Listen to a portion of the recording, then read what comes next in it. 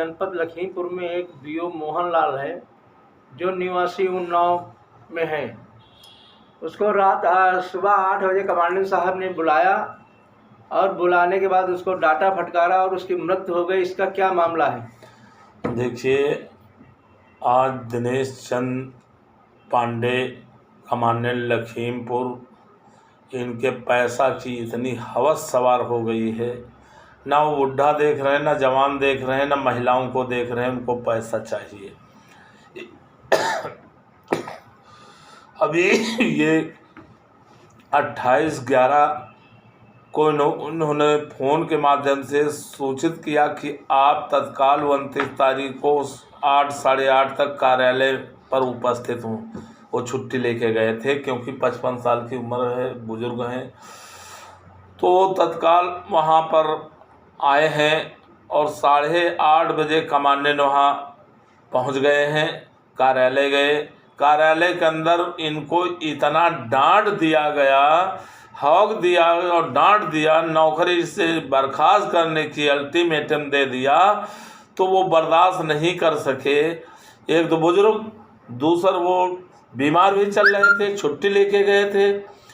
इतना बाहर आते उन्होंने कुर्सी बैठ गए और झाग कुछ मुंह से निकला और बस एकाएक ये लुढ़क गए, यानी ख़त्म हो गए। वो जो दिखा रहे हैं कि हम उनको अपनी गाड़ी से ले जाके हॉस्पिटल भर्ती करवाए, तो मृत्यु पहले उनकी मृत्यु हो गई थी। खाली अपने बचने के लिए ऐसी नौटंकी किया। उनकी एक इकलौती बेटी है, उसको काफ़ी पढ़ा दिया, तुम्हारी नौकरी दिला देंगे, तुम्हें पैसा दिला देंगे, नौकरी दिला देंगे, सब ये काम। वो लड़की को और थोड़ा ले जाकर टाइट भी कर दिया। वो अपना ज़बान खोलने के लिए तैयार नहीं है। ये आज किस तरीके, एक वही जगह बीओ सुधाकर यादव हैं जी, ये इनका क्या मामला है? इनका मामला है कि ये भी बुजुर्ग हैं, इनको पैसा इनसे मांगते हैं। वो भी करीबी नहीं कि आसपास की इनकी भी नौकरी हो चुकी है, 55 साल के वो भी नंचा गए हैं। तो वो भी थोड़ा सेहत से अपने परेशान रहते हैं, उनकी दवा ववा चलती रहती है। और इस स्थिति में उनसे पैसा महीने में तय करते हैं कि इतना पैसा दीजिए, न वरना तुमको हम ड्यूटी करना सिखा देंगे और उठा के तुमको बर्खास्त करा देंगे। तो वो आज डिफरेंस में आ गए, इतना डिफरेंस में आ गए कि आज वो मौजूदा समय में लखनऊ मेडिकल कॉलेज में भर्ती हैं। उनका कई महीने का पैसा रोक रखा है और उनके की घर की दयनीय स्थिति हो गई है। मतलब अपने बच्चों को भी नहीं पढ़ा रहे हैं, कोई घर का कार्य नहीं कर पा रहे हैं बगैर तनख्वाह के। उनको ज़बरदस्ती परेशान किया जा रहा है। वो आज की तारीख में मेडिकल में एडमिट हैं और उनको बहुत ही ज़्यादा पीड़ित कर दिया। बल्कि उनकी वाइफ जो है, उन्होंने कहा यदि मेरे पति का कुछ हो गया तो कमांडेंट महोदय, मैं आपके सीधा FI लिखाऊंगा। आप तनख्वाह भी रुकवाएं, ज़बरदस्ती पैसा मांग रहे हैं। पैसा हमारे जब घर का नहीं, हमारा पूरा खर्चा हो रहा, तो आपको क्यों दें पैसा, जब नौकरी भी कर रहे हैं, सब कुछ कर रहे हैं, उसके बावजूद हर महीने आप हर तीसरे महीने कंपनी बदल रहे हैं, परेशान करते हैं, दूर दूर ड्यूटी लगवाते हैं और बात करते हैं तो गालियों से बात करते हैं। तो इनके दिन चर्चा में बन गया है इनका सब कुछ पैसा। ये कुछ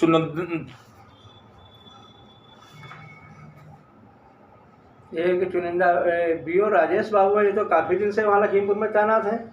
ये करीब ये जो कमांडेंट आता है वहाँ लखीमपुर, उस कमांडेंट को अपने मतलब सब रास्ताएं उसको मालूम है, अपने अंडर में ले लेता है। पूरा ज़िले का पूरा तहसील मैन है और आज 30 साल से जो वो वहीं लखीमपुर में जमा है। जो चाहता है वो करता है और जिसको चाहता है, जिससे पैसा पाता है, उसको बढ़िया जगह लगा के और बढ़िया नौकरी करते हैं। और जो नहीं दे पाता है, चाहे वैतनिक हो चाहे अवैतनिक है, उनको कदम कदम पर परेशान कराता है, नोटिस दिलाता है, परेशान कराता है। तो सबसे पहले तो उस बीओ का ट्रांसफ़र जो सब आज 30 साल से जमा है, जबकि 3 साल के लिए हर विभाग का रोटेशन है, 3 साल एक विभाग में एक जगह रह सकता है, आज 30 साल हो गए, कैसे रुका है? तो यही वजह है, सबसे बड़ा भ्रष्टाचार की जड़ें उसके नीचे तक पहुंच गई हैं और इतनी गहराइयों में पहुंच गई हैं कि उसको जड़ों को उखाड़ना बहुत कठिन है। ये तो बाबा जी का बुलडोजर ही है जो जाके उखाड़ के सारी जड़ें अपने बाहर फेंक दे। तो बाबा मुख्यमंत्री उत्तर प्रदेश इस कमांडेंट खिलाफ, दिनेश चंद्र पांडे के खिलाफ और इस बीओ के खिलाफ संज्ञान लें और इनके किए हुए कृत्य की इनको सजा मिलनी चाहिए। तो ये बीओ मोहन लाल जो आज मर गए हैं और बीओ सुधाकर चल गए, अगर हॉस्पिटल में एडमिट हो गए, तो दोषी क्या कमांडेंट और राजेश बाबू ही हैं? वो जो राजेश बाबू कहते वही करते। आज यही मोहनलाल जैसे मृत्यु हुई है तो लगता है उनकी भी एक ना एक दिन इसी सदमे से कमांडेंट की वजह से मौत हो जाएगी। और कमांडेंट वहाँ बुलवा के इतना बेइज्जत, इतना गाली देता है, इतना बेइज्जत करता है कि मतलब इतना छुटा हो गया, उसको किसी तरीके का डर नहीं है। तो ये सबसे शर्मनाक है। और बताइए, अपने का ही जैसे सर्प होता है, सर्प अपने ही बच्चे को खा जाता है, वैसे ये सर्प है। ये सर्प है, ये न वैतनिक ना अवैतनिक सबको पीड़ित किए हैं लखीमपुर में कमांडेंट और बीओ राजेश कुमार। इन दोनों के खिलाफ सख्त कार्रवाई होनी चाहिए। या मौत जो हुई, सारा दोषी इस मौत के दोषी ये बीओ राजेश कुमार और ये कमांडेंट है, उसके मृत्यु का कारण यही दोनों हैं। चलिए ठीक है। एक जनपद उन्नाव का प्रकरण है। एक होमगार्ड रिटायर हुआ था, रामकिशन जिसका नाम है, और उस रिटायरमेंट होमगार्ड की ड्यूटी माह नवंबर में लगाना कमांडेंट साहब लगाना चाहते थे। देखिए, और इस पे तो मेरे संज्ञान में आया है, जहाँ तक मेरे संज्ञान में आया है, इसका कुछ कागज़ भी हैं। रिटायर होने के बाद उससे सौदा किया गया और सौदा करके 1,20,000 पर तय हुआ। 1,20,000 जब ले लिए, जब जानकारी हुई तो उसमें बहुत छानबीन नीचे कंपनी से हुआ, तो उसको वो फिर क्या किया, जब उसकी ड्यूटी पहली तारीख नहीं लगा पाए तो वो गया सीधा कार्यालय पर और 5 लीटर मिट्टी का तेल लेके कहा पैसा तो नहीं है, जला अपने बना के और आग लगा लूँगा। तब जाके उस पैसे को ट्रांसफ़र किया गया उसके बैंक अकाउंट में, उसके खाता पर। ये चल रहा है बहुत जोरों पर। विनोद कुमार का क्या दोष था जो कि असोहा थाने से हटा करके जनपद उन्नाव दही चौकी में ड्यूटी लगाई गई? देखिए, बीओ के खिलाफ किसी होमगार्ड ने एक वीरपाल वो होमगार्ड है जो झूठी शिकायत, वो 1 नंबर दारूबाज आदमी है और झूठे इल्ज़ाम लगा दिया। वो कभी आता 2-3 घंटे लेट, कभी आता नहीं तो कहते प्रजेंटी लगवाइए। जब शिकायत किए तो उस निर्दोष का ही वो वही कर रहा और कंपनी कमांडर का ट्रांसफ़र कर दिया गया दूसरी जगह, दही थाने पर।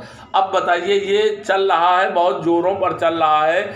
और वहीं पर एक और प्रकरण है, नवाबगंज और असोहा जो एक में लगती है ड्यूटी ब्लॉक से।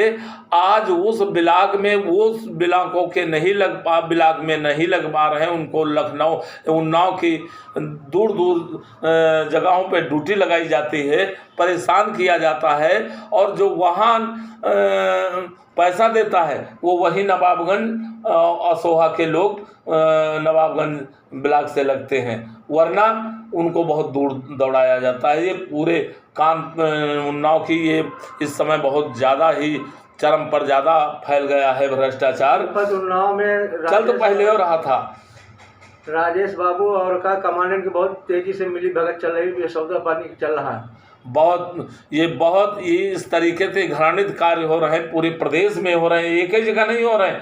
वो यहाँ तो खुल के आया। अभी तो इनके जो फर्जी ड्यूटी चला रहे दिनेश चंद्र पांडे लखीमपुर में, राजेश बीओ, उसका भी मिल गया है, साथ मिल गए हैं। वो अभी लिखित रूप में माननीय मुख्यमंत्री, प्रमुख सचिव, गृह सचिव, डीजी मंडली कमांडेंट सबको अवगत कराएंगे उन साक्ष्यों के साथ जो उन्होंने फर्जी ड्यूटी लगा के और सरकार के खजाना को लूट रहे हैं, देवक जैसे बन के लूट। क्या उन्नाव प्रकरण में भी आप लिखा पढ़ी करेंगे? बिल्कुल करेंगे, और मुझे साक्ष्य भी नहीं मिले हैं और साक्ष्य बहुत जल्द आने वाले हैं। जिस दिन साक्ष्य मिल जाएंगे तो वो हम किसी, चाहे मेरा भाई क्यों ना हो, मैं उसको बख्शने वाला नहीं हूँ। मैं भ्रष्टाचार के घोर अन्यायी हूँ और भ्रष्टाचार को खात्मे के लिए हमने कब से 1 साल रणजीत सिंह DIG के पीछे लगा था, जिनकी चल अचल संपत्ति कहाँ से आई इतनी, 8 मकान, कई करोड़, कितने करोड़ बैंक बैलेंस, 2 रेस्टोरेंट और फैजाबाद रोड पे अचल इनकी प्रॉपर्टी, ये हरदोई रोड पर कुंज विहार कल उसमें प्रॉपर्टी। आखिर ये इतनी प्रॉपर्टी है तो इनकम टैक्स फिर क्यों नहीं दे रहे हैं? पहले बात है, लेकिन ये छुपा करके, ये हमारे होमगार्ड जवानों का पैसा है, गाढ़ी कमाई का पैसा है, अकूत संपत्ति अकंठ तक डूबे हैं, जो ये सरकार को चाहिए, जो बिल्डोजर बाबा के नाम से बाजते हैं। एक बिल्डोजर ये भ्रष्टाचारियों पर, रंजीत जैसे लोगों पर, चाहे वो संतोष सुचारी हों, उनकी भी अचल संपत्ति जांच की जाए, क्योंकि ये कोई इनकम टैक्स नहीं जमा कर रहे हैं, सरकार का हड़प रहे हैं सब, और सरकार के खजाना को लूट करके और सरकार होमगार्डों का गाड़ी कमाई का लूट करके आज अकंठ तक डूबे हैं। आखिर ये संपत्ति कहीं ना तो इनकम टैक्स दे रहे हैं, ना अपनी संपत्ति का ब्यौरा दे रहे हैं सरकार को। ये चाहे संजू शुक्ला प्रयागराज वहाँ आगरा के हों, वो तो 1 नंबर चल रहे हैं, आज भी लूटपाट में वो स्टाफ ऑफिसर रहे, किसी को नहीं बख्शा, कमांडेंट रहे, मंडली कमांडेंट, जहाँ रहे तहाँ उनके लूटपाट, जैसे रणजीत सिंह, वही रणजीत सिंह फिर बना के भेज दिए गए। तो इन लुटेरों को बैठाल दिया गया ऐसी जगह, ये DIG का, और ये बहुत घृणित है।